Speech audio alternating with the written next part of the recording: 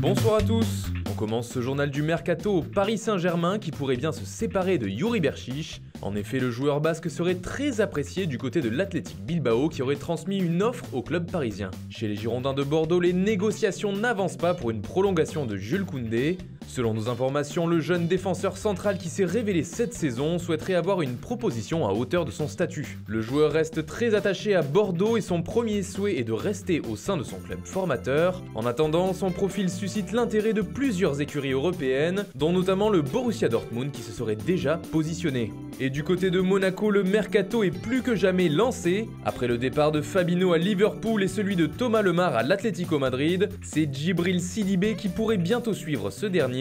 Le club du Rocher a également laissé partir définitivement Terence Kongolo en direction d'Huddersfield. Prêté là-bas en deuxième partie de saison, il a visiblement convaincu le club anglais qui a décidé de le conserver. Le transfert serait proche des 20 millions d'euros. Mais si les Monégasques accumulent les gros départs, ils sont également prêts à faire une razzia sur les jeunes joueurs. Et ils ont déjà commencé en enregistrant l'arrivée de Willem Jebels en provenance de l'Olympique lyonnais contre 20 millions d'euros.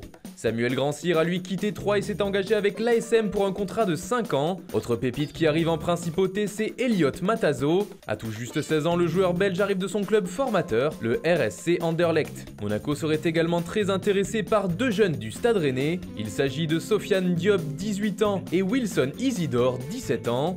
Les Monégasques pourraient aussi faire venir un autre très bon joueur, mais cette fois depuis l'Espagne. En effet, le jeune milieu de terrain de 16 ans du FC Barcelone, Robert Navarro, pourrait s'engager pour 3 ans avec l'ASM. Un coup dur pour les Catalans car Navarro est considéré comme l'un des meilleurs produits de la Masia. Une pépite anglaise pourrait également atterrir à Monaco en la personne de Ryan Brewster.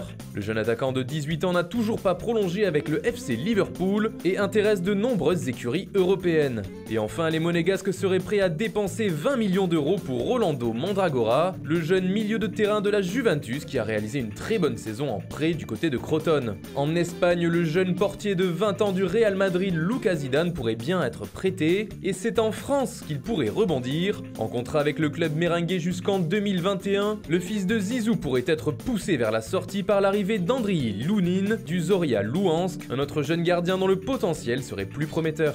Et c'est officiel, Emre Can s'est engagé avec la Juventus. Il est arrivé aujourd'hui à Turin où il a passé sa visite médicale et a donc signé avec la Juve jusqu'en 2022. Le club de la vieille dame passe donc la seconde dans son mercato et enregistre une deuxième grosse recrue après l'arrivée du gardien Mattia Perin.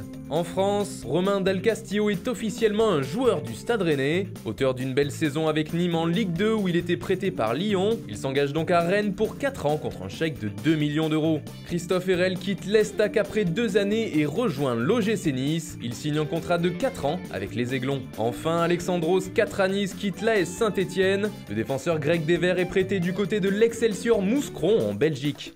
Voilà, c'est tout pour aujourd'hui. Bonne soirée à tous et rendez-vous demain pour de nouvelles informations sur le Mercato.